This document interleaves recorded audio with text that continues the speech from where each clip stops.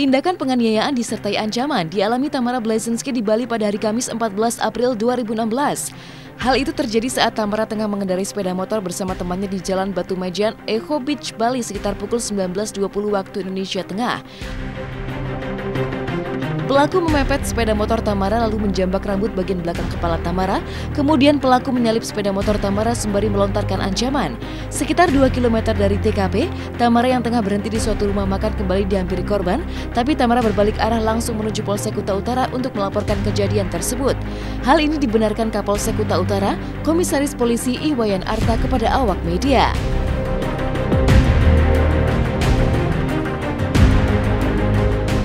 Pukul 20.00 hari Kamis tanggal 14 April 2016 kami menerima laporan dari seorang perempuan atas nama Ibu Tamara. Jadi beliau melaporkan terkait dengan peristiwa yang menimpa beliau. Jadi peristiwanya juga pada hari yang sama sekitar pukul 19.20. Jadi kejadiannya di Jalan Raya Samad, Ibu Benem. Jadi ada seseorang, dalam hal ini terlapor, yang memepet korban Bu Tamara yang pada posisi dibonceng oleh rekannya, dan selanjutnya setelah dipepet rambutnya beliau dijambak, rambut bagian belakang dijambak sekali oleh terlapor.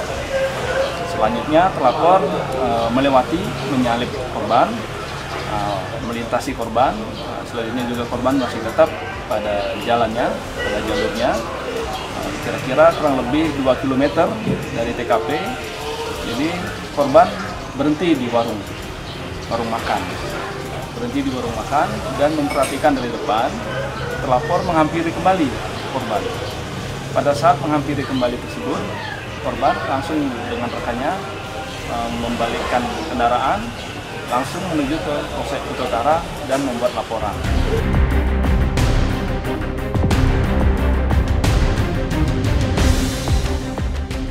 Usai membuat laporan di Polsek Kuta Utara, Bali, Tamara diantar oleh anggota Satreskrim Polsek Kuta Utara menggunakan mobil sedan ke Rumah Sakit Triata Polda Bali untuk menjalani visum sekitar pukul 00.02 waktu Indonesia Tengah Jumat dini hari. Tamara tampak didampingi teman prianya. Usai menjalani visum selama 10 menit di UGD, Tamara keluar dengan wajah serius tanpa banyak berkomentar kepada awak media yang menanyakan soal kejadian penganiayaan yang dialaminya. Soal visum, Tamara mengaku belum menerima hasilnya.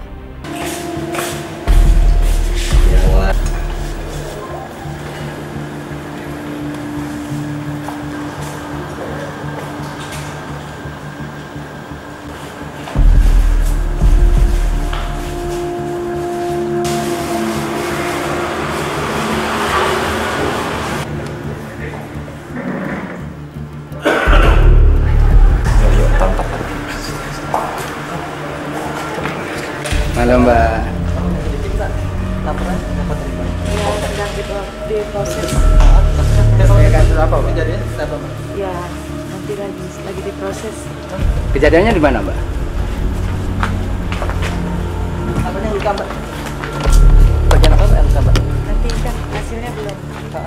Saya sudah diperiksa tadi, tapi hasilnya belum. Terima kasih.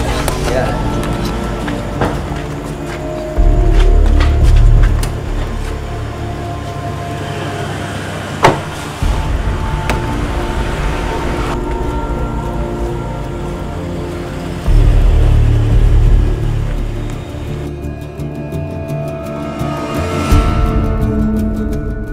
Melalui akun sosial media miliknya, Tamara berkicau soal penganiayaan disertai ancaman yang dialaminya. Bahkan Tamara menunjukkan sketsa wajah pria yang diduga sebagai pelaku, yang ia sebut berinisial WS itu. Dalam kicauannya, Tamara mengaku sering mengalami teror di Jalan Pantai Batu Majan, Echo Beach ketika ia bersama anaknya sedang berjalan menuju arah pulang, dan puncaknya terjadi hari Kamis 14 April 2016 oleh pelaku yang sama.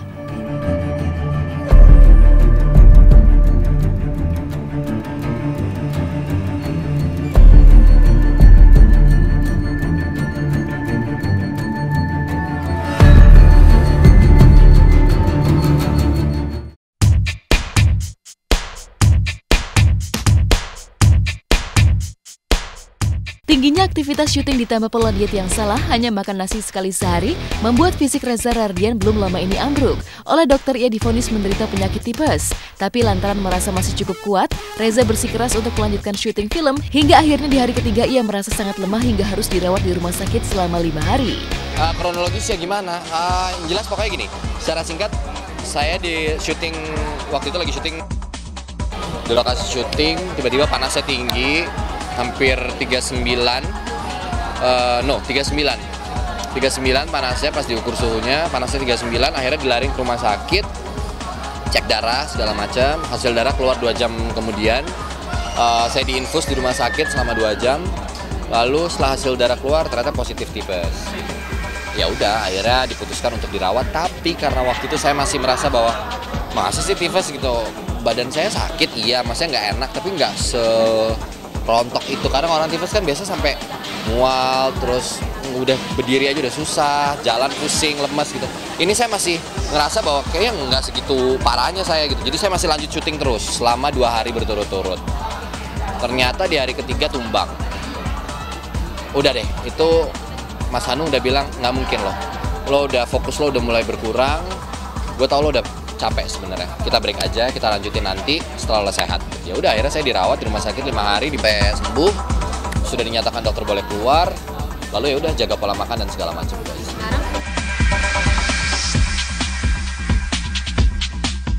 Dulu saya bisa, karena saya mau ngurusin, saya makan sekali siang. Selebihnya saya nggak makan, air aja, air. Jadi memang drop badannya tuh kelihatan banget. Tapi ya ternyata dietnya nggak sehat.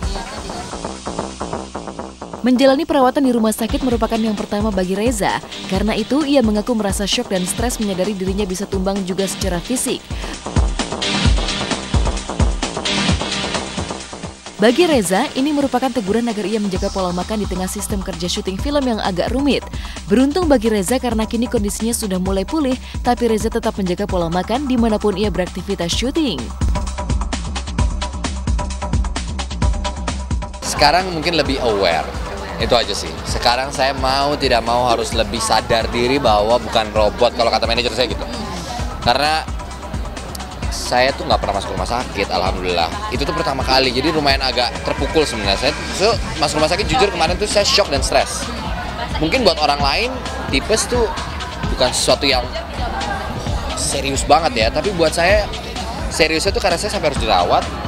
Oh ternyata saya juga bisa jatuh gitu. Jatuh artinya tuh ya lo capek, lo harus istirahat, ini teguran gitu, lo harus istirahat, lo harus pikirin juga kesehatan lo, jangan kerja terus gitu. Ya udah, sekarang saya lebih ngatur, mungkin nggak pola kerja ya, kalau pola kerja sih itu saya udah beradaptasi dengan pola kerja di sistem kita di sini gitu. Paling pola makan yang saya sangat jaga sekarang, porsi makan saya sering, sedikit. Cemilan sih, saya selalu bawa biskuit sekarang. Jadi kayak sekarang nih misalnya, bentar lagi biasanya saya pergi ke mana minta teh anget, pesen teh anget terus celup-celup biskuit makan. Yang penting ada asupan makanan walaupun sedikit-sedikit, terus buah, pisang, apel gitu. Jadi trauma sih enggak, tapi jadi pelajaran aja buat saya bahwa saya harus lebih aware sama kesehatan. dengan pekerjaan yang Kemarin saya udah cek sama dokter semua, alhamdulillah darah bagus. Saya cek darah lengkap, semua bagus. Alhamdulillah udah bagus semua. Yang penting dokternya cuma bilang tifus kalau bisa jangan sampai berkali-kali karena itu akan bahaya buat fungsi hati. Jadi tolong dijaga ya pola makan gitu.